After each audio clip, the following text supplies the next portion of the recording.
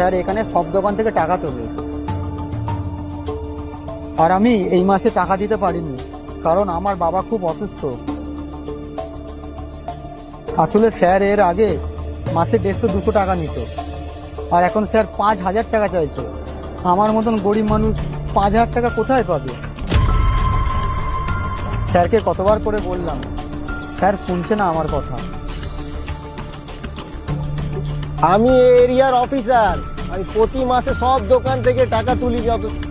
এই এরিয়ার আপনি অফিসার হতে পারেন, কিন্তু এভাবে প্রত্যেকটা দোকান থেকে টাকা তোলা আইনত অপরাধ। আপনি ওকে এক্ষুনি সরি বলুন, নাহলে আমার থেকে খারাপ কেউ হবে না। আপনি জানেন আমি একটা ফোন করি না আপনার কি অবস্থা হবে বুঝতে পারছেন?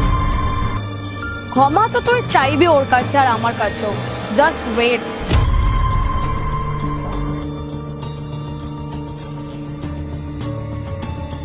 হ্যালো রাহুল, একটু তাড়াতাড়ি এদিকে আসো তো। হ্যাঁ ম্যাডাম বলুন। আরে আরে রাহুল তুই এখানে? আরে তুই এখানে কি করছিস? ম্যাডাম কেন বলছিস? আরে তুই জানিস না এটা আমাদের নতুন ডিএম। কি রে ভাই, আজকে এনার সাথেই তো তোর মিটিং ছিল। ডিএম আছে, এনাকে তো আমি অনেক উল্টো পাল্টা বলে দিয়েছি। ম্যাম আমার ক্ষমা করে দিন ম্যাম, আর কখনো হবে না ম্যাম, এরকম আর জীবনও হবে না। কোনো ক্ষমা টমা তোমার হবে না, তোমাকে আমি আজকেই সাসপেন্ড করবো। আর এমনিতেও তুমি ইনলিগাল কাজকর্ম করছো।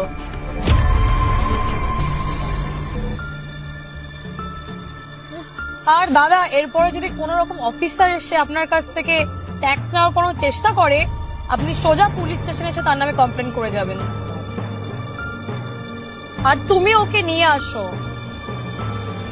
ম্যাডাম ভুলে গেছে ম্যাডাম ক্ষমা করে দিন ম্যাডাম, আর হবে না ম্যাডাম ক্ষমা করে দিন ম্যাম।